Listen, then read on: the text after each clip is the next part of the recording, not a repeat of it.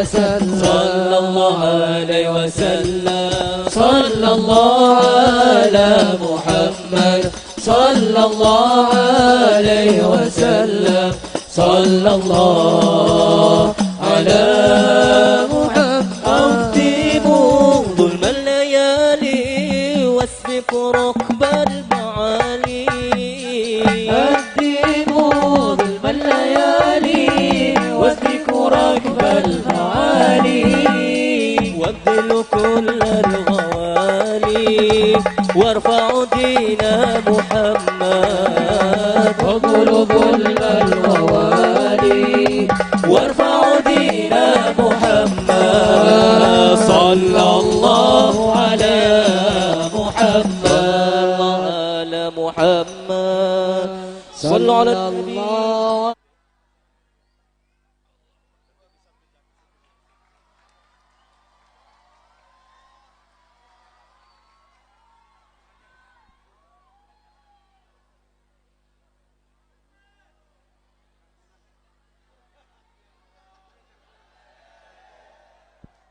Bismillahirrahmanirrahim. Assalamualaikum warahmatullahi wabarakatuh.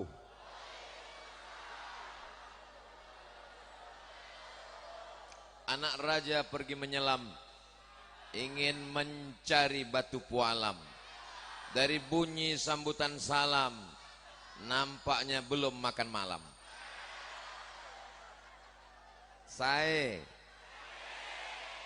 Apa kabar semuanya? How are you tonight? Kaifa halukum? Alhamdulillahi rabbil alamin.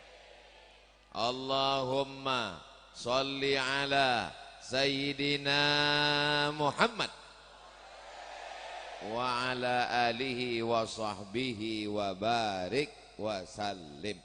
Yang duduk di sebelah kanan saya, guru kita semua, Al-Mukarram Kiai Haji Dr. Ahmad Fauzi Tijani, pengasuh Pondok Pesantren Al-Amin Perenduan. Mudah-mudahan panjang umur, sehat badan. Senior saya, kakak kelas saya di Mesir. Saya angkatan 98, beliau angkatan 96. Yang di sebelah kiri saya, pengasuh Pondok Pesantren Darul Hasan, guru kita semua, Al-Mukarram Ustadz Muhammad Zaini Hasan. Panjang umur, sehat badan, murah rezeki. Para habaib, para alim, para ulama, hadratul mukarramin wal muhtaramin, tak dapat saya sebutkan satu persatu. Semuanya dimuliakan Allah Subhanahu wa ta'ala. Tapi saya tidak kiai Pak Ustadz. Saya belum disebut namanya Pak Ustadz. Muslimin, muslimat, mukminin, mukminat, hadirin, hadirat, belum kawin, belum sunat. Semuanya dimuliakan Allah Subhanahu wa ta'ala. Man salaka tariqan, siapa yang melewati suatu jalan, yaltamisu fihi ilman, di jalan itu dia mendapatkan ilmu, sahalallahu lahu bihi tariqan ilal jannah, dimudahkan Allah jalannya menuju surga. Man kharaja fi talabil ilmi, siapa yang keluar rumah dengan niat menuntut ilmu, fahuwa fi sabilillah, maka dia sama dengan orang yang berjihad di Palestina menolong agama Allah. Hatta yarji'a, sampai dia pulang ke rumah. Nanti sampai masanya semua buku catatan amal kita ini akan dibagikan. Mudah-mudahan dapat buku catatan amal dari sebelah kanan. Iqra kitabak, baca buku catatan amalmu. Begitu buku catatan amal dibuka, tertulis jihad, jihad, jihad, jihad. Aku tidak pernah berjihad fisabilillah. Kenapa ada catatan amal? Ternyata dia selalu hadir ke majelis ta'lim. Semua yang hadir malam ini mendapatkan pahala jihad fisabilillah. Ustadz Muhammad Zaini Hasan tadi mengatakan tempat ini sempit Pak Ustadz, tempat ini kecil Pak Ustadz, tempat ini tidak layak Pak Ustadz. Kalau tuan naik rakit menangkap pukat. Kalau tuan naik rakit memasang pukat. Tempat ini tidak sempit, hanya saja jamaahnya yang padat. Jadi malam ini pengajian terakhir saya di Pulau Madura. Bukan berarti setelah ini saya mati. Tapi kalau Allah berkata mati, kita siap mati. Betul? Betul ini siap. Jamaah main betul-betul aja. Allahumma ja'alil hayata ziyadatan lana fi kulli khair. Kalau engkau takdirkan kami hidup sampai besok pagi, jadikan umur itu tambahan amal soleh. Waj'alil mauta rahatan lana min kulli syarr. Kalau kau takdirkan aku mati malam ini, jadikan kematian ini membuat aku berhenti dari segala dosa ya Allah. Orang beriman tidak pernah berkecil hati kalau dia mati. Kenapa? Andai Abdul Somad mati malam ini, besok pagi dia sudah tidak ada dosa lagi insya Allah. Masya Allah, jamaah sampai naik ke atas tangga, naik. Masya Allah, ada yang di bawah tiang basket, hati-hati kena bola. Masya Allah, tabarakallah. Ini ada kotak-kotak. Ini kotak apa ini? Kotak sumbangan. Siapa yang mengisi kotak itu, maka insya Allah jodohnya dekat. Kalau nggak percaya, coba isi. Hah? Yang bawa kotak langsung. Jangan, mana tahu ada istri orang suaminya marah. Seandainya ada orang yang kaya, uangnya banyak, melimpah ruah, mudah-mudahan jamaah ini kaya-kaya semuanya. Kemudian mati. Apakah rumah yang besar dibawa? Apakah mobil yang besar dibawa? Apakah istri yang besar dibawa? Mohon maaf, yang besar. Tidak ada yang dibawa. Makanya orang-orang mati itu ketika ditanya oleh malaikat, ditanya oleh Allah, hai jenazah-jenazah, maukah kamu hidup lagi? Loh, jenazahnya kok nyahut? Di tempat lain saya ceramah, jenazah saya tanya, diam semua. Luar biasa. Ketika jenazah-jenazah ditanya, maka mereka semuanya menjawab, laula akhartani ila ajalin qarib.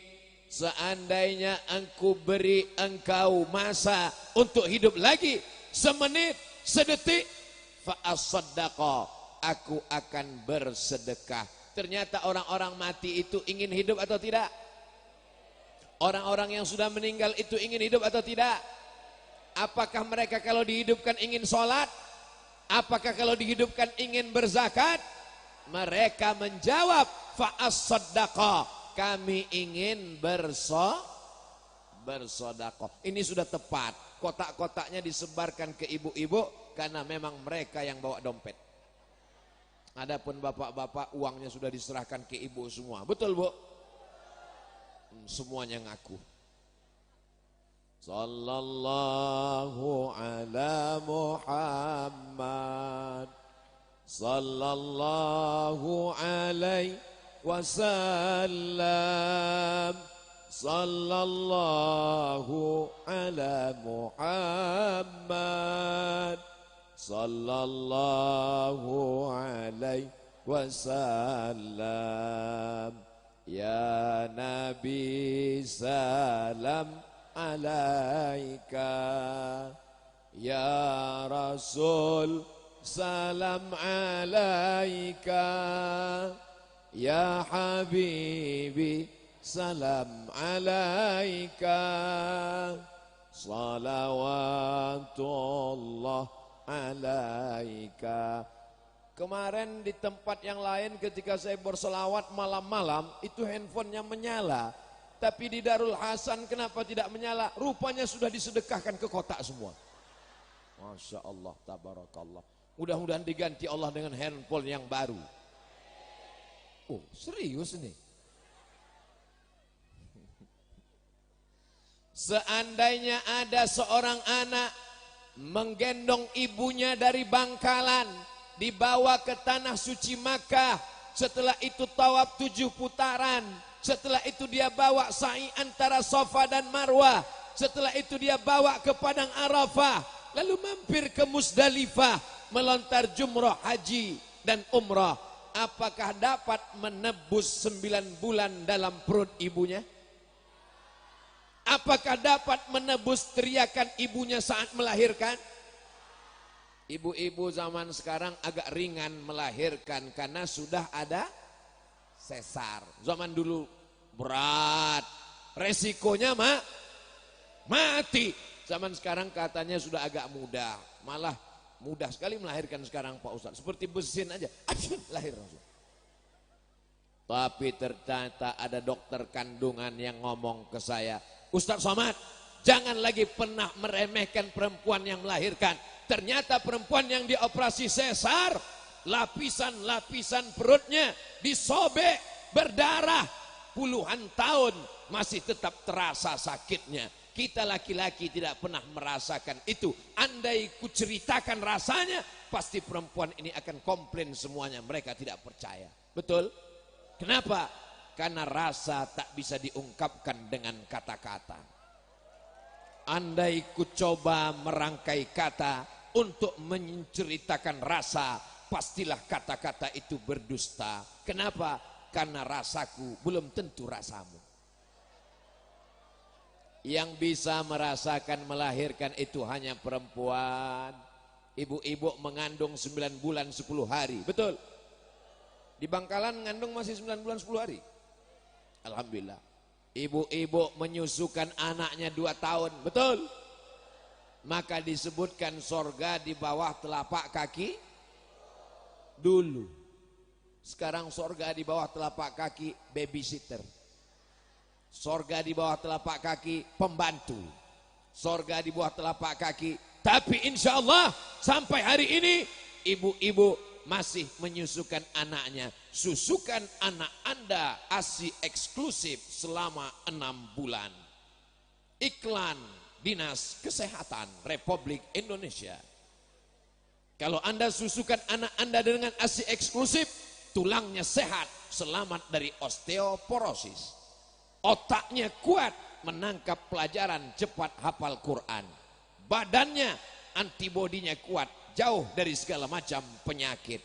Tapi apa mau dikata, anak-anak sekarang sudah disusukan oleh kaleng. Maka sorga di bawah tapak kaki.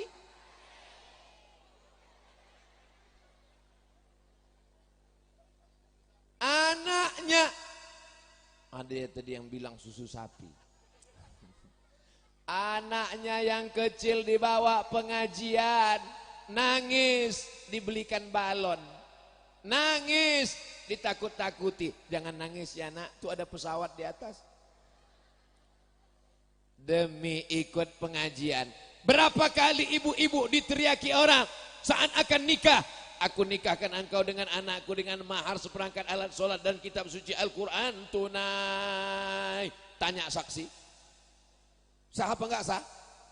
Sebelum saksi menjawab sah, anaknya sudah nangis.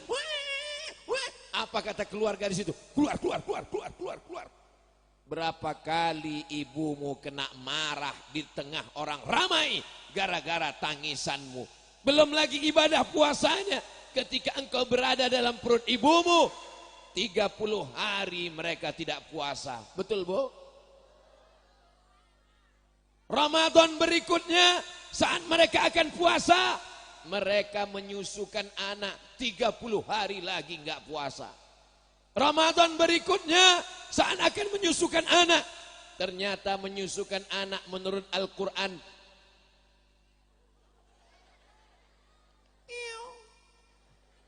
Haulaini, kamilaini, 2 tahun yang sempurna.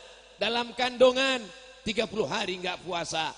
Menyusukan 30 hari nggak puasa. Menyusukan 2 tahun 30 hari nggak puasa. Untuk satu orang anak mereka berhutang puasa 90 hari lamanya. Mau puasa di tahun ketiga, adikmu lahir menyusul. Tidak ada cara kecuali berbakti kepada ibu. Makanya ketika seorang sahabat datang bertanya kepada Sayyidina wa Maulana wa Syafi'ina wa Zukhrina wa Qurrati a'yunina Muhammad, man ahaqqun nas bi husni suhbati, siapa orang yang paling layak mendapatkan baktiku ya Rasulullah? Ummuka, thumma man? Your mother. Thumma man? Ibumu. Thumma man? Bapakmu. Kenapa ibu dapat 3 kali? Ibu mengandung, ibu menyusukan, ibu melahirkan. Kalau ada bapak yang mau dapat 3 kali, cobalah mengandung, coba menyusukan, dan coba melahirkan. Kalau mau tahu ingin rasanya mengandung, pulang dari sini, beli kelapa muda, jangan dibelah, ikat di perut 9 bulan 10 hari. Kalau ingin merasakan melahirkan, pulang dari sini, beli mangga besar, telan bulat-bulat, keluarkan bulat-bulat. Kalau mau tahu rasanya menyusukan anak, pulang dari sini, pergi ke rumah sakit bersalin, cari bayi yang baru lahir, dekatkan, mau nggak dia nyusu? Betapa kita lelaki, gagah, perkasa, jenderal bintang 5, tapi belum ada apa-apanya dibandingkan seorang ibu. Makanya dalam lagu nasyid itu dinyatakan, ibu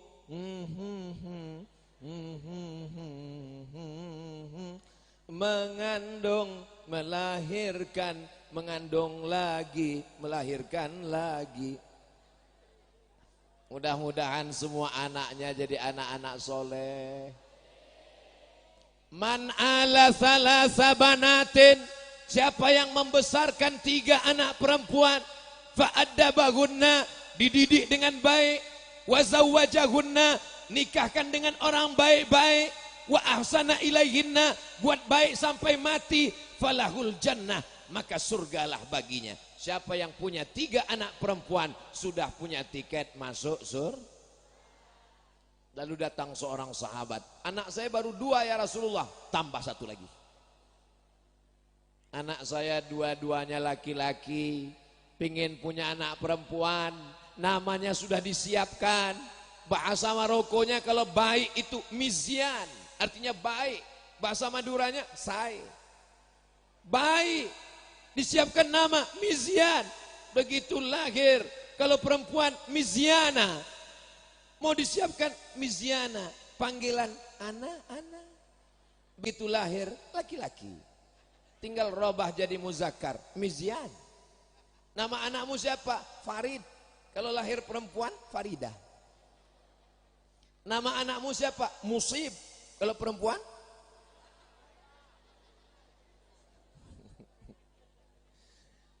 banyak orang sekarang kalau ditanya anakmu berapa? Ada 3, tapi perempuan. Kenapa kalau perempuan pakai tapi? Justru dari anak perempuan itulah akan lahir keturunan yang baik-baik insyaallah. Amin. Perempuan yang baik, solihah, pesantren, jilbabnya panjang, bajunya panjang, rezekinya berlimpah, mengandung anak sambil bersolawat. Salatullah, salamullah, ala toha rasulillah. Salatullah, salamullah, ala yasin habibillah. Tawassalna bi bismillah wa bil hadi rasulillah wa kulli mujahidin lillah bi ahlil badri ya Allah. Saya yakin dan percaya ini yang hadir-hadir ini waktu ibunya mengandung dulu pasti baca Ibu-ibu zaman sekarang mengandung anak lagunya bukan lagi solawat. Tala'al badru alaina min saniyatil wada' wajaba syukru alaina ma da'a lillahi da' ayyuhal mab'usu fina ji'ta bil amril muta' ji'ta syarraftal madinah marhaban ya khairada. Mudah-mudahan Pak Bupati selalu sehat walafiat. Betul Pak Bupati? Saya nggak tahu, nebak-nebak aja tadi. Di tengah kesibukan masih bisa kita bersilaturahim, ketemu dengan umat di tempat yang baik, pondok pesantren, majelis ilmu bersama orang baik. Mudah-mudahan kita diberikan selalu kebaikan. Kabupaten Bangkalan baldatun thayyibatun wa rabbun ghafur. Abdul Somad kata orang datang ke Bangkalan mau ceramah. Enggak. Abdul Somad datang ke Bangkalan ziarah ke makam Mbah Syekhona Khalil bin Abdul Latif. Tadi ziarah. Begitu ziarah pertama dijelaskan, Ustadz Somad, ini makam Syekhona Mbah Khalil bin Abdul Latif. Ini makam Syekh Kiai Fulan. Ini makam Syekh Kiai Fulan. Ini makam Fulan. Ini makam Fulan. Yang terkesan bagi saya yang paling ujung, ini adalah makam bupati yang dulu membangun masjid, merubah dari musola menjadi masjid yang megah, cantik dan indah. Apa maknanya? Ustadz Abdul Somad belum tentu bisa membangun masjid, kalaupun bisa buat proposal, tapi orang yang diberikan Allah amanah, jabatan, kekuasaan, dengan tanda tangannya bisa membangun masjid. Allahu Akbar. Makanya ketika Nabi Muhammad SAW pertama kali sampai di Taif, sampai dia ketika hijrah dari kota Makkah menuju Madinah, singgah sebentar di Quba. Hari Senin sampai di Quba, 4 malam, malam Selasa, malam Rabu, malam Kamis, malam Jumat, 4 malam berdiri satu masjid, namanya Masjid Quba. Setelah itu hari Jumat beliau bertolak menuju Al-Madinah Al-Munawwarah, namanya ketika itu Yathrib. Yathrib tempat kuman, banyak penyakit, banyak hama, dirubah menjadi Al-Madinah Al-Munawwarah. Dan ketika di sana dibangun masjid. Tadi saya begitu sampai terkesan. Dulu tanggal 18 Maret 2019 saya sudah siap mau ziarah. Ternyata datang kabar duka cita. Ibu saya meninggal dunia. Batal ziarah. Tablik akbar sekali bersama masyarakat Bangkalan. Setelah itu saya pun langsung pulang menuju Medan, Sumatera Utara. Tapi pada kunjungan kali ini saya berhasil datang sebelum sampai ke makam, melihat masjid megah, cantik, luar biasa ukirannya. Tak ada kata yang keluar kecuali berdecak kagum. Jangan meninggal sebelum bangun masjid. Kalau engkau sayang pada ibumu, bangunkan masjid sesuai namanya. Masjid Fatimah, Masjid Aisyah, Masjid Khadijah, Masjid Ibuku, Masjid My Mother, Masjid Emak, Masjid Empok. Itu sebagai tanda bakti. Setuju? Ibu-ibu setuju kalau anaknya nanti bakti bangun masjid? Amin ya Rabbal Alamin. Apakah kalau kita bangunkan masjid lalu kita dapat menebus teriakannya, sobek kulitnya, berdarah, meninggal dunia? Tidak dapat kau balas budi baiknya, tapi paling tidak menjadikan amal jariah untuknya insya Allah. Amin. Suatu ketika saya pergi ke Banjarmasin. Di rumah jamaah, di depannya ada pintu gerbang, di pinggirnya ada satu rak. Di situ ada disediakan air dingin. Cangkirnya diikat pakai tali dari besi. Siapa saja orang yang lewat lalu lalang bisa mengambil air dingin untuk minum, wakaf lillahi ta'ala, mudah-mudahan mengalir kepada orang tua. Jadi amat sangat baik siapapun yang hari ini diberikan kelebihan harta, buka sumur bor, belikan semen, batu bata, batu kerikil, dia niatkan untuk almarhum ayahnya, dia niatkan untuk almarhum ibunya, maka pahalanya sampai. Betul? Kok betul? Emang ada yang pernah ninggal nerima laparannya? Kenapa berani mengatakan betul? Ini masalah ghaibiyat, ini masalah sam'iyat. Kita belum pernah ada orang mati hidup lagi cerita sampai atau tidak sampai. Tapi dalilnya dari hadis Nabi Muhammad SAW mengatakan sodakoh itu Ummi matat, ibu saya meninggal. Apa atasaddaku anha, kalau saya bersedekah apakah pahalanya sampai ya Rasulullah? Rasul menjawab sampai. Ayu sadaqatu afdal, sedekah apalah yang paling afdal ya Rasulullah? Nabi menjawab saqyul ma, menyediakan sumur air. Selama berjalan keliling dari Pamekasan tadi ke Sampang, sekarang ke Bangkalan, di tengah-tengah jalan dalam perjalanan jauh saya melihat banyak sekali sumur. Tapi bukan sumur wakaf untuk orang tua, sumur untuk sawah.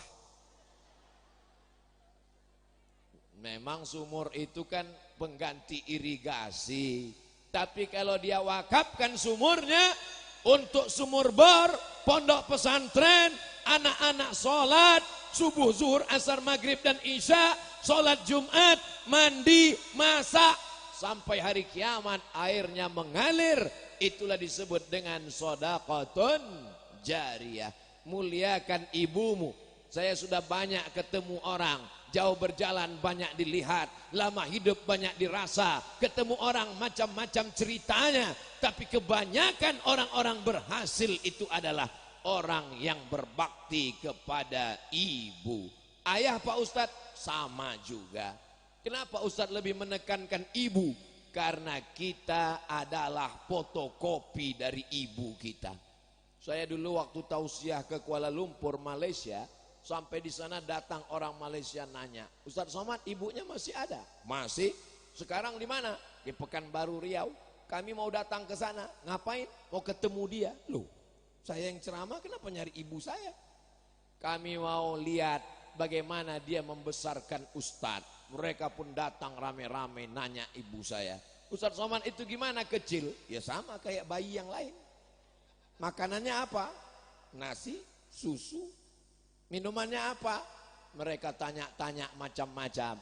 Kalau kita melihat anak kecil di pinggir jalan, umurnya 5 tahun, rambutnya dicat pirang merah kuning kelabu, lipstiknya tebal, make upnya kiri hijau kanan biru, kukunya pakai kutek. Kira-kira anak 5 tahun ini sendiri buat begitu atau ada gurunya? Siapa gurunya? Ngaku semua. Makanya ibu disebut al-madrasatul ula. Ibu adalah sekolah yang pertama. Sebelum ketemu kiai, sebelum TK, sebelum SD, sebelum SMP, sebelum SMA, sebelum pesantren, pendidikan yang pertama adalah ibu. Makanya ketika cerita tentang Nabi yang soleh tapi anaknya durhaka, apa kata Allah? Wal baladut thayyibu yakhruju nabatuhu biizni rabbih. Tanah yang subur akan mengeluarkan tanaman cantik, indah, bunga, harum, semerbak seperti suburnya tanah di Bangkalan. Dari mana Ustaz tahu tanah di Bangkalan ini subur? Nih bunga-bunga cantik tumbuh indah semerbak. Walladzi khabutha la yakhruju illa nakida. Adapun tanah tandus, dia hanya akan mengeluarkan tanaman yang tidak enak dipandang mata. Sepanjang jalan gurun Sahara, naik kereta api dari Casablanca menuju Rabat, Apa yang dilihat? Gurun pasir. Apa yang tumbuh? Kaktus. Dilihat enggak enak, dicium hati-hati hidung bengkak. Kenapa? Durinya tajam. Jadi kalau mau dapat anak yang al-amin, maka ibunya mesti aminah. Tapi jangan gara-gara ini lalu nanti ibu marah-marah, bapak marah-marah ke rumah. Pantasan anak kita tidak al-amin karena kau bukan aminah. Oh, akhirnya si ibu juga balas, anak kita tidak al-amin karena kau bukan Abdullah. Lalu kau mau nyari siapa? Aku mau nyari Abdul Somad.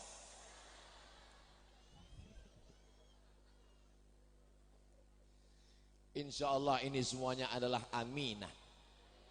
Yang amanah membesarkan anak-anaknya. Dan ini semuanya adalah Abdullah. Ini adalah hamba Allah. Tidak ada satupun dari saudaraku ini yang hamba tuyul. Hamba Allah, hidupnya mengikuti kitabullah, hidupnya mengikuti sesuai sunnah Rasulullah, dibahagiakan bersama Sayyidul Anbiya wal Mursalin, Sayyidul Awwalina wal Akhirin, Sayyidul Thaqalain, Sayyidina wa Maulana Muhammadin wa ala alihi wa sahbihi ajma'in. Amin ya Rabbal Alamin.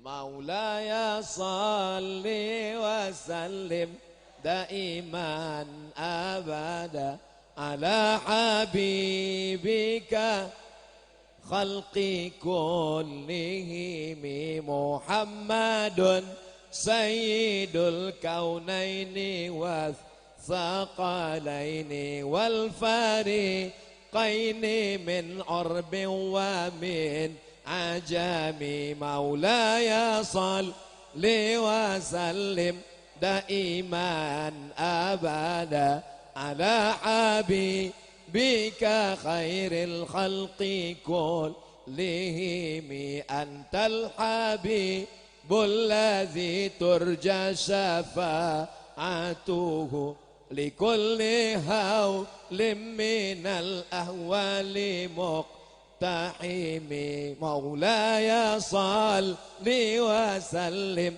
daiman abada ala habibika khairil khalqi kullihim. Habis waktu 30 menit untuk di sini. Sekarang pindah ke sana 30 menit. Mohon izin Kiai, mohon izin Habib, mohon izin Pak Bupati, mohon izin semuanya. Saya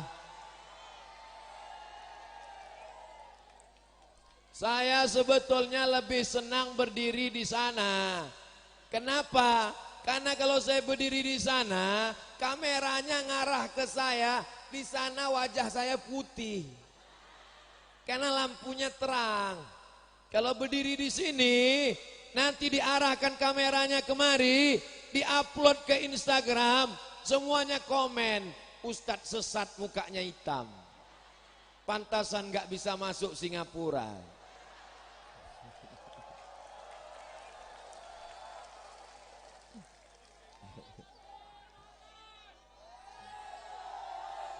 Masya Allah.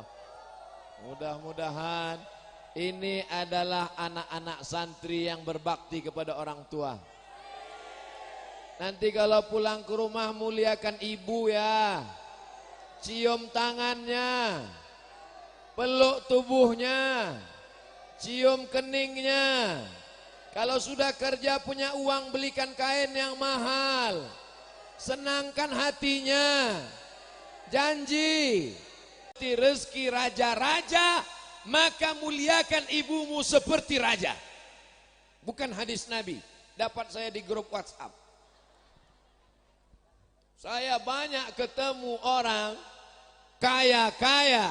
Ketika saya pergi ke rumahnya, saya lihat lukisan ibunya. Saya diundang haul orang tuanya.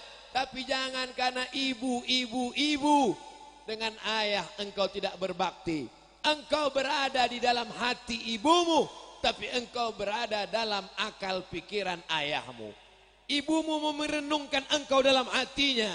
Tidurnya tak lelap, makannya tak kenyang, hidupnya tak tenang, memikirkan baju sekolahmu, memikirkan makanmu, memikirkan engkau di pondok pesantren. Mereka menangis di rumah sampai bola matanya sebesar bakso. Pergi ke pesantren, ngelihat kasur anaknya tipis, nangis. Pergi ke pesantren, ngelihat anaknya tidak makan teratur, nangis. Ibu selalu merenungkan anaknya dalam hatinya, tapi bapak memikirkan anaknya dalam akal pikirannya. Betul? Maka kalau hati ibumu masuk ke dalam dirimu, otak akal bapakmu masuk ke dalam dirimu, kau berenung dengan hati ibu, kau berpikir dengan otak ayah, maka kau orang yang cerdas secara intelektual dan cerdas secara spiritual. Inilah kesempurnaan kasih sayang ayah dan ibu. Contohnya adalah santri-santri yang ada di Darul Hasan, insyaallah. Amin ya rabbal. Mau hadrah nasyid ada, mau grup solawatan ada. Ustaz taunya dari mana? Saya dari tadi di atas menikmati lagu-lagu hadrah. Jadi kalau ada yang nikah, walimah, khitan, tunangan, khitbah, maka undanglah adik-adik kita. Bagaimana adik-adik? Siap? Mereka udah siap. Tapi saya udah nikah Pak Ustaz. Nikah lagi. Saya sebetulnya mau ngetes aja, kira-kira ibu marah atau enggak. Ternyata mereka enggak marah. Berarti ini adalah ibu-ibu yang insya Allah anak-anaknya menjadi pemimpin masa depan. Subhanul yaum, anak muda hari ini, rijalul ghad, mereka yang akan jadi pemimpin masa depan. Kalau di belakang saya ini ada anak kelas 1 sanawiyah, kelas 1 SMP 3 tahun, betul? SMA 3 tahun, betul? Kuliah 4 tahun, betul? 2022 dia kelas 1 SMP, 2032 dia sudah selesai S1 insyaallah. Amin. Selesai S1 dia akan ikut tes CPNS, selesai S1 dia akan ikut tes pegawai negeri, selesai S1 dia akan ikut tes polisi, tentara, angkatan laut, angkatan udara. Mereka yang akan menjadi pemimpin negeri ini. Amin. Adapun saya, kita yang sudah usia senja, seperti tanaman yang awalnya hijau, setelah itu menguning, setelah itu layu, setelah itu mati. Saya ini agak-agak hijau, hampir-hampir kuning lah dikit. Setelah itu akan layu dan mati. Jadi kalau ada orang bertanya, Ustadz Somad ceramah jadwalnya jangan terlalu banyak, nanti kalau Ustadz mati mendadak gimana? Aku tidak khawatir. Kenapa? Karena anak-anak muda dari Pulau Madura akan melanjutkan tongkat estafet perjuangan. Siap membela la ilaha illallah, siap membela NKRI, siap jaga persatuan, siap menyambut tongkat estafet masa depan. Takbir. Takbir itu untuk ngusir setan. Mana tahu ada yang udah mulai ngantuk-ngantuk. Kok ustadznya tiba-tiba jadi 2 ya? Jadi untuk ngusirnya itu takbir. Makanya nanti kalau sholat Jumat ada jamaah yang ngantuk di sebelah, itu takbir. Allahu Akbar.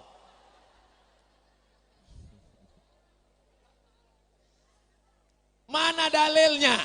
Mana dalilnya bahwa takbir bisa ngusir setan Pak Ustaz? Hadisnya sahih. Lihat dalam Sahih Al-Bukhari. Ketika azan dikumandangkan, Allahu Akbar, Allahu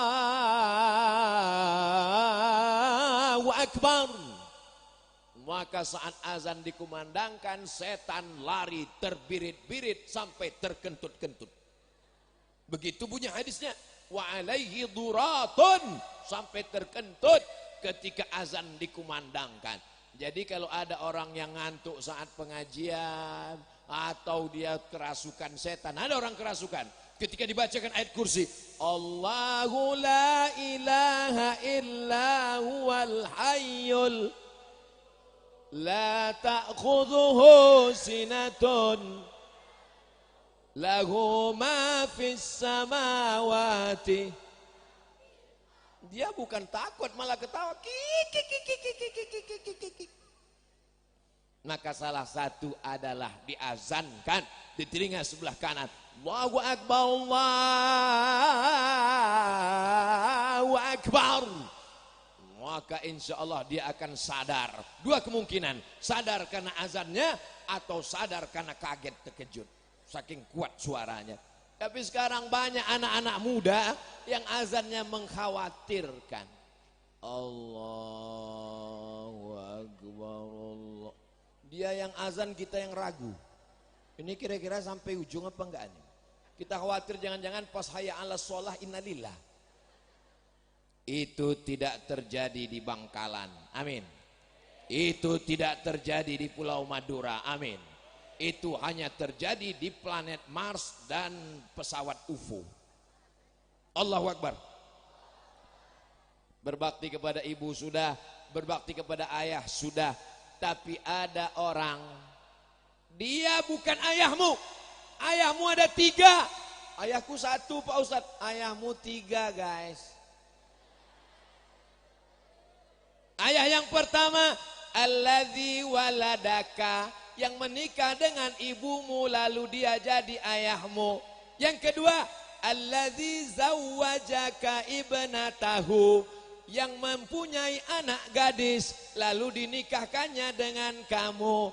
Aku belum Pak Ustadz, berarti kamu jomblo. Mudah-mudahan yang jomblo ketemu jodoh. Ketemunya di majelis ilmu. Pas nanti Ustadz Somad pulang, tiba-tiba kemudian berdosa-dosakan. Tiba-tiba yang laki-laki nyari sendal, yang perempuan nyari sendal. Pas lagi nyari sendal tuh kepalanya kejedot tuh. Tas bangkit sama-sama.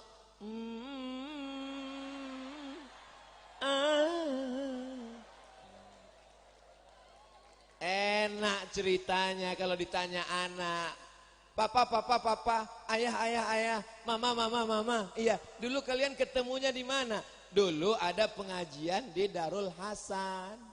Ketika itu yang ceramah namanya Ustadz Abdul Somad dari Pulau Sumatera, Riau. Sekarang Ustadz itu di mana, Ma? Udah ninggal.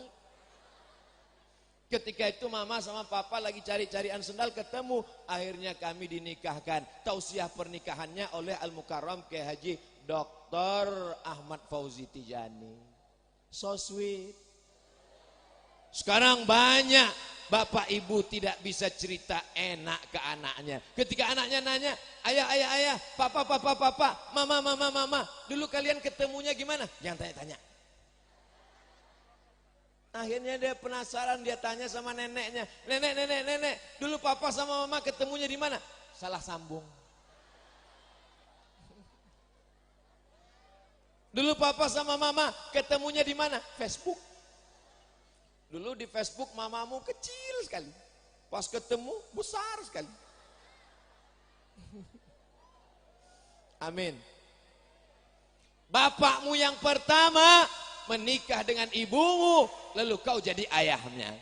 Bapakmu yang kedua yang menikahkan anak gadisnya kepada kamu, namanya Yang ketiga, alladzi 'allamaka, yang mengajarkanmu ilmu agama. Wa huwa afdaluhum, di antara 3 ayah ini dialah yang paling afdal. Siapa? Yang mengajarkanmu la ilaha illallah Muhammadur wujud qidam baqa mukhalafatu lil hawadisi qiyamuhu binafsihi wahdaniyah qudrat iradat.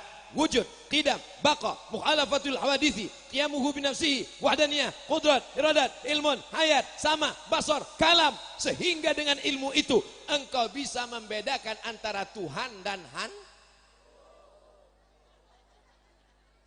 Sekarang banyak orang menyangka hantu dianggap Tuhan, Tuhan dianggap hantu.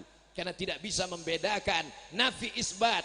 La ilaha illallah, la ma'buda bihaqqin illallah. Tidak ada yang disembah sebenar-benar sembahan kecuali Allah. La mahbuba bihaqqin illallah. Tidak ada yang dikasihi, yang disayangi sebenar-benar cinta kecuali Allah Subhanahu wa ta'ala. Cinta kepada istri, kalau kau mati dia akan nikah lagi dengan brownies, berondong manis. Cinta kepada suami, kalau kau mati sebelah matanya akan menangis, yang sebelah lagi akan melirik.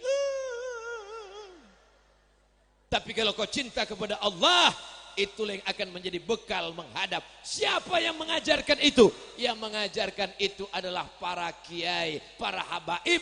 Maka berbakti kepada orang tua, berbakti kepada ibu, berbakti kepada ayah tidak terkalahkan. Berbakti juga kepada para alim ulama. Saya dapat kabar cerita dari dulu, sudah lama, bahkan ketika berziarah tadi, kelebihan Kabupaten Bangkalan, sejalan antara ulil amri dengan ulama. Ada di tempat lain majelis ulama, ada bupati, ada gubernur, ada majelis ulama provinsi, ada Nahdlatul Ulama, ada Muhammadiyah, terkadang sepakat, terkadang tidak. Tapi di Bangkalan sejalan, karena pemimpin juga sekaligus seperti Rasulullah SAW dulu. Beliau sebagai ulil amri, beliau juga sebagai pemutus keputusan sampai kepada khulafa rasyidin, Sayyidina Abu Bakar As-Siddiq, Sayyidina Umar bin Khattab, Sayyidina Utsman bin Affan, Sayyidina Ali bin Abi Thalib radhiyallahu. Setiap disebut namanya kita selalu taraddi anhu. Al-Khalifatul Awwal Abu Bakr As-Siddiq, Al-Khalifatul Tsani Sayyiduna Umar ibnul Khattab. Belum pernah saya tausiah dipanggil sama protokol. Berikut ini mari kita dengarkan tausiah yang akan disampaikan oleh Ustadz Abdul Somad, lalu disambut oleh jamaah radhiyallahu anhu. Walaupun setiap pagi kita berkata raditu billahi rabba wa bil islami dina wa bi Muhammadin. Heran juga saya ngelihat jemaah nih. Saya ceramah di sini, tapi matanya ngelihat ke sana. Saya heran, kok dia nggak ke sini? Rupanya yang di situ lebih ganteng daripada yang di sini.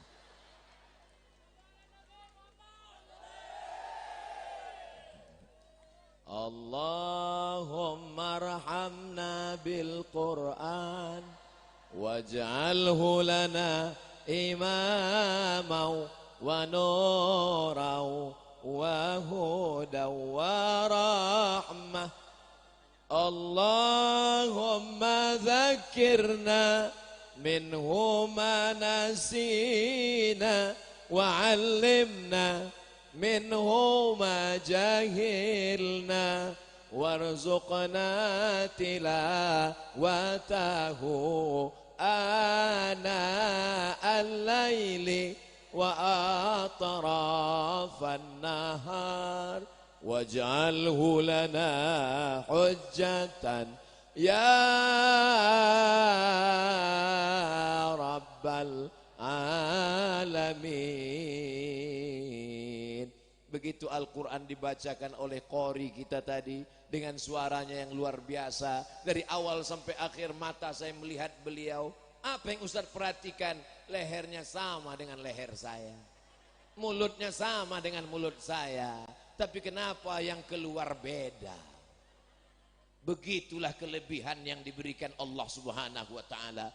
Pak Kiai, Pak Qori, doakan anak Ustadz Abdul Somad, Mizian Hazik Abdillah, Sami, supaya menjadi qori penghafal Quran. Saya selalu kalau jumpa qori, jumpa ulama gitu, doakan anak saya, doakan anak saya ya, doakan. Jamaah juga begitu. Ustadz Somad doakan saya, doakan juga saya. Doakan anak saya Pak Ustadz, doakan juga anak saya. Mana tahu ada orang yang tidak terkenal di bumi, tapi hatinya ikhlas, tulus dan bersih, maka kemudian doanya menembus pintu-pintu langit. Amin. Dia tidak berada di atas pentas, dia tidak duduk di atas karpet, dia tidak diberikan kue kotak dan teh botol. Dia tidak diberikan minuman. Dia tegak di atas tanah. Nun jauh di sana. Tapi hatinya tulus, ikhlas dan bersih. Betul? Itu cara menyenangkan hati orang yang jauh di sana. Rukun salat ada 13 menurut mazhab Syafi'i. Kalau tidak cukup rukunnya, maka salatnya batal. Siapa yang ngajarin kita begitu? Ulama. Tadi ada saya dengar suara Ustadz. Ustadz bahasa Persia, artinya orang yang tahu segala-galanya. Itu dipanggil Ustadz. Makanya di Mesir kalau Ustadz itu adalah profesor. Kalau nggak percaya tanya kepada Kiai Ahmad Fauzi Tijani. Dulu rektor Al-Azhar namanya Ustaz Dr. Ahmad Umar Hashim. Ustaz tahu segala sesuatu. Begitu sampai di Indonesia yang ngajar Iqra dipanggil. Lalu kenapa di Pulau Jawa dipanggil Kiai? Karena sebelum Islam datang, mereka memuliakan benda-benda. Keris mulia, tombak mulia, gending mulia, gong mulia. Lalu kemudian ketika Islam datang, maka berpindah kemuliaan benda kepada manusia. Itulah dia para alim ulama yang dimuliakan. Berdasarkan firman Allah, yarfa'illahu alladhina amanu minkum walladzina utul ilma darajat. Darajat artinya tangga, tangga, tangga. Oh, nama suami saya Muhammad Darajat, berarti Muhammad.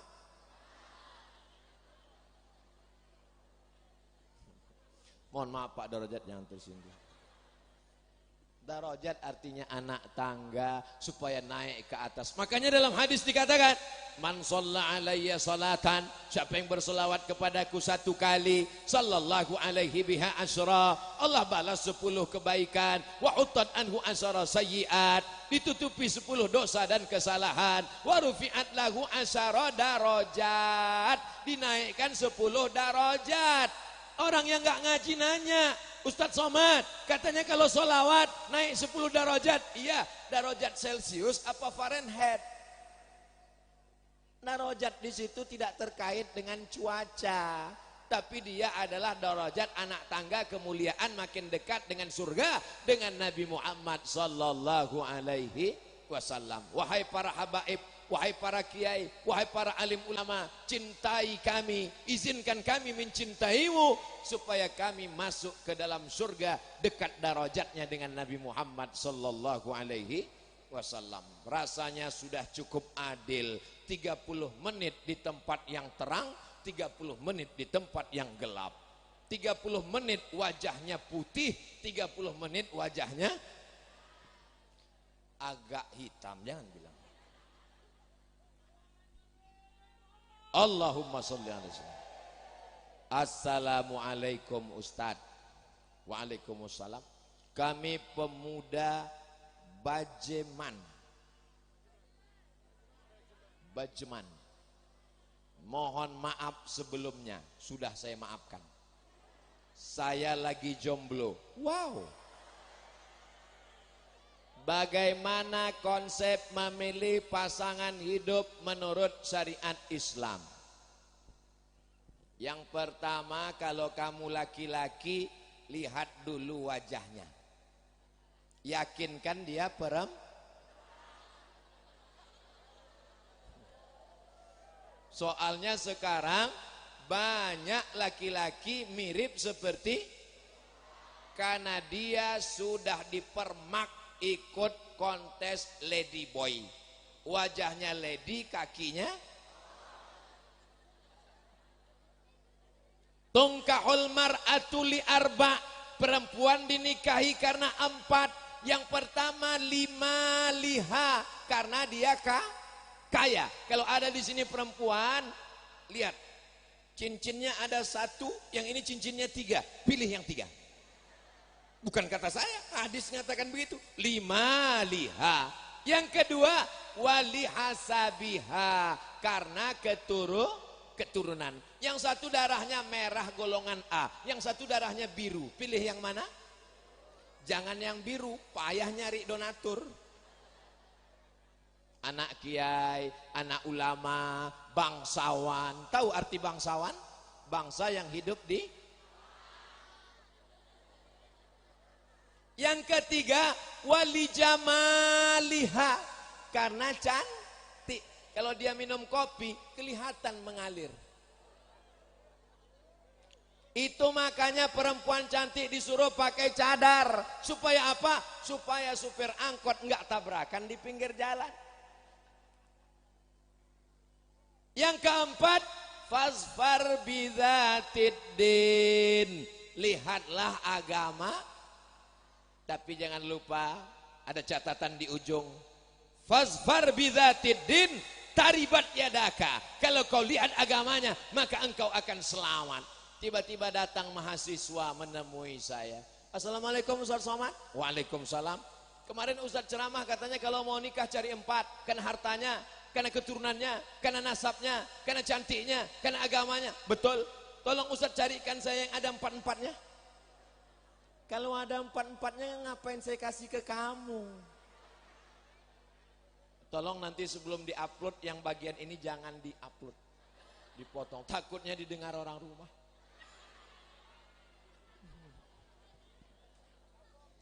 Pak Ustadz, saya ini orangnya nggak dipercaya orang. Jangan minang perempuan petantang petenteng kepedean datang sendiri. Assalamualaikum Bapak calon mertua, apa kabar? Tentu ada adat istiadat, sopan santun, tata krama, budi bahasa, betul? Ajak Ustadz Muhammad Hasan, ajak Kiai Ahmad Fauzi Tijani, jangan ajak Pak Bupati, beliau sibuk. Nanti mereka yang akan berikan muqaddimah untuk nanti. Kamu siapa? Berani-berani sini mau minang anak saya. Tapi kalau kamu bawa Kiai, oh ada Pak Kiai, Assalamualaikum Kiai. Saya Kiai, motor sekelangkong Kiai. Jadi bawa backingan, jangan sendirian. Nah, ini salah satu cara. Tapi yang terpenting di antara semua adalah yakinlah bahwa langkah rezeki, pertemuan, jodoh adalah kuasa Allah Subhanahu. Tapi tetap ada usaha dan ikhtiar. Jangan karena Ustaz Somad bilang langkah rezeki, jodoh, pertemuan, kuasa Allah. Pas ditanya, kamu udah usaha, serahkan pada Allah. Mana tahu nanti ada anak ibu, ketika ditanya jodoh, kamu kok belum nikah juga? Katanya Ramadan, udah lewat 3 kali kok masih bangunnya pakai dibangunkan mercon. Terus dia jawab, sesuai dengan ceramah Ustadz Somad, langkah, rezeki, pertemuan, jodoh, kuasa Allah. Ibu jangan marah, diam aja. Nanti pas jam 12, jam 1 dia nanya, ada makanan siang mak? Kuasa Allah. Mesti ada usaha, tapi bukan pacaran. Jangan pacaran. Adik-adikku, anak-anakku yang perempuan, aku memandang kalian bukan sebagai objek. Kalian adalah adikku, kalian adalah anakku. Jangan pacaran. Karena kalau nanti kalian dibawa pakai motor, ngebut, masuk angin, gembung, yang rugi laki-laki apa perempuan?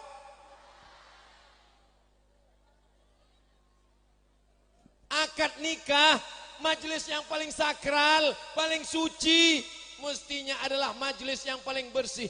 Aku nikahkan engkau dengan anakku dengan mahar sebentuk cincin emas tunai. Haru orang tua. Sekarang banyak orang tua mengakadkan anaknya dalam keadaan marah. Aku nikahkan engkau dengan anakku dengan mahar, habis akad ini jangan datang sekali lagi. Syukur kalau calon mertuamu petani. Syukur kalau calon mertuamu ustadz yang sabar. Bayangkan kalau calon mertuamu tentara. Sepatunya coba lihat. Tentara soleh naik ke karpet nggak pakai sepatu.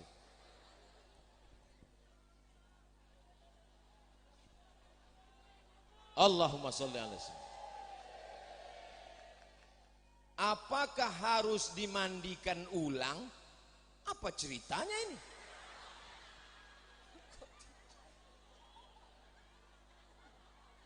Di belakang nggak ada. kecuali ada tulisan. Di belakang tulisannya Yayasan Pesantren Darul Hasan 17 Mei 2022. Kenapa tiba-tiba ada mandi ulang? Orang meninggal untuk kedua kalinya di hari yang sama. Meninggal dia. Habis meninggal dimandikan. Setelah dimandikan dikuburkan. Habis itu dia ngetok, belum mati, belum mati. Habis itu dia bangun lagi ke atas. Habis itu setelah makan siang mati. Apakah dia dimandikan lagi atau enggak dimandikan? Maka dimandikan lagi. Kenapa? Karena mati itu cuma satu kali. Terus kematian yang pertama tadi itu apa namanya? Gladi kotor.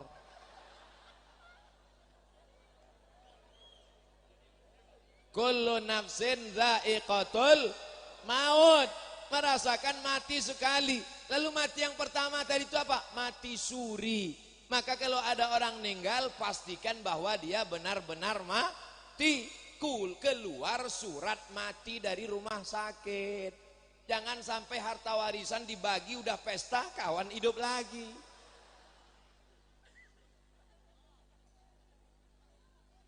Sepanjang saya tausiah, baru begini pertanyaan berkualitas.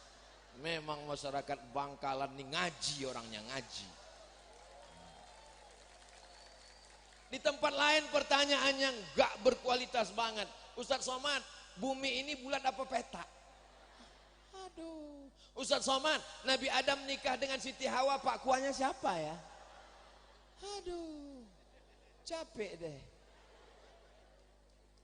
Gimana menurut Ustadz tentang jamaah tabligh? Sebetulnya yang nyebut mereka jamaah tabligh itu bukan mereka. Mereka nggak pernah nyebut dirinya jamaah tabligh. Tapi karena dia selalu tabligh, menyampaikan ayat Quran, menyampaikan hadis Nabi. Orang yang menyampaikan ayat Quran, hadis Nabi itu nama perbuatannya tabligh. Orangnya namanya mubaligh.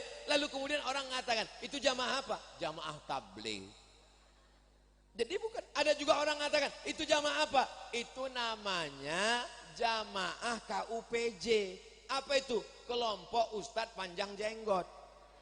Macam-macam. Ada juga yang mengatakan itu jamaah kompor. Karena kemana-mana bawa kompor. Maka ini perlu ditelusuri ceritanya. Ceritanya agak panjang sedikit. Kalau saya urutkan mungkin menjelang azan subuh. Siap? Jadi ada namanya Maulana Qasim. Siapa namanya? Maulana Qasim. Maulana Qasim buat pesantren. Nama pesantrennya Darul Ulum. Apa nama pesantrennya? Darul Rumah Ulum Ilmu. Rumah ilmu didirikan oleh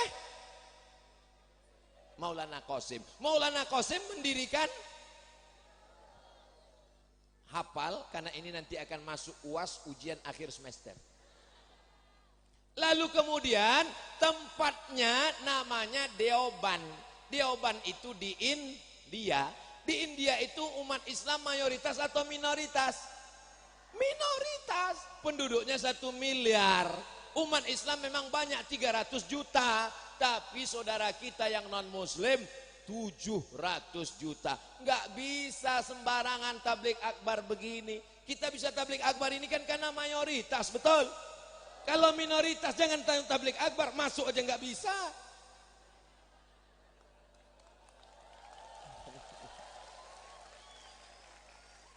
Memang orang kalau belum move on ngisinya ceramahnya ke situ terus.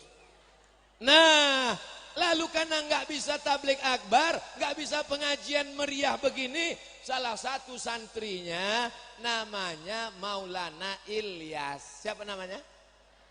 Maulana Ilyas ini pusing memikirkan umat, banyak yang mabuk, banyak yang meninggalkan masjid, mau buat tabligh akbar nggak bisa. Akhirnya dia iktikaf di Masjid Nabawi, di Taman Raudhah selama 8 bulan. Akhirnya dia mimpi ketemu dengan Rasulullah sallallahu alaihi wasallam. Kata Rasul, "Hai Maulana Ilyas, berdakwahlah engkau seperti dakwahku dulu." Lama dia termenung. Gimana dakwah Nabi Muhammad dulu? Ternyata ngetuk dari pintu ke pintu. Assalamualaikum. Waalaikumsalam. Kya hal hai? Diki acha. Kya hal hai artinya saya. Diki artinya bi khair walhamdulillah. Lalu dia tanya. Jadi mereka begitu pintu ke pintu. Makanya ciri jamaah tabligh itu dia tidak model rame-rame tapi datang pintu ke pintu. Assalamualaikum Pak Haji. Waalaikumsalam. Ayo ke masjid sholat Pak Haji. Kamu belum lahir saya sudah haji. Assalamualaikum Pak. Waalaikumsalam. Ayo ke masjid Pak. Urus saja surgamu, jangan urus neraka. Besok dia datang lagi. Assalamualaikum. Waalaikumsalam. Ayo ke masjid Pak. Jangan datang lagi. Besok datang lagi. Lama-lama bapak ini capek. Iyalah ayolah ke masjid. Jadi inilah asal usul dakwah. Namanya Maulana Ilyas. Dilanjutkan oleh Maulana Zakaria Kandahlawi yang menuliskan kitab Fadail A'mal. Itulah yang dikaji. Jadi kalau kita lihat jamaah tabligh ini berkembangnya di India, mengajak orang untuk menghidupkan masjid, berdakwah, menghidupkan sunnah-sunnah Rasulullah Sallallahu Alaihi. Menurut saya jamaah tabligh itu sesat Pak Ustaz. Sesatnya di mana? Karena pakai jenggot. Nabi Muhammad juga berjenggot. Nabi Muhammad berjenggot. Iya. Ustaz kenapa enggak berjenggot? Belum tumbuh. Masalah jenggot jangan kelahi. Yang sudah jenggot, alhamdulillah. Yang belum jenggot, nggak apa-apa. Jangan kelahi masalah jenggot. Ini banyak orang kelahi. Yang lihat temannya berjenggot, aku ngelihat kamu pakai jenggot kayak kambing. Dia emosi. Aku kau bilang kambing, iya. Kamu nggak berjenggot kayak anjing. Akhirnya berantem. Hanya gara-gara bulu. Saya nggak senang dengan jamaah tabligh. Kenapa? Karena bersorban. Loh. Ulama-ulama kita dulu juga bersorban. Saya nggak senang karena mereka pakai siwak. Loh, siwak itu kan sunnah.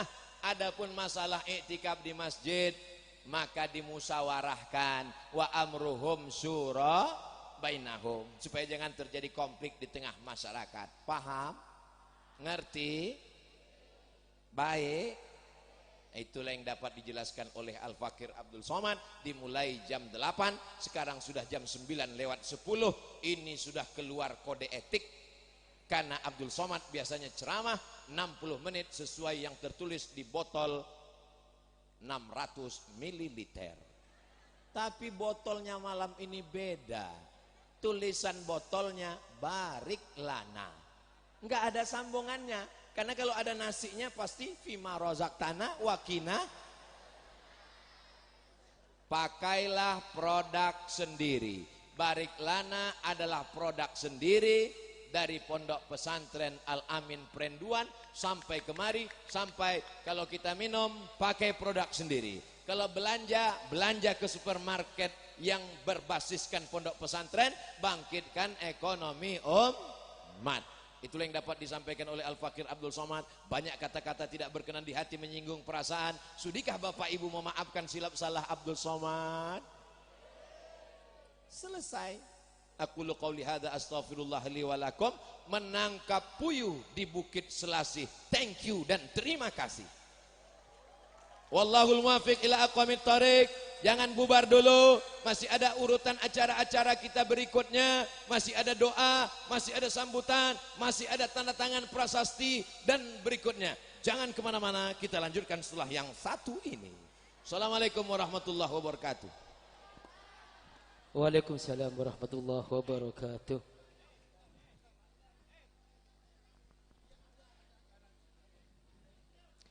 Demikianlah tausiah yang telah disampaikan oleh Al-Ustaz. Selanjutnya acara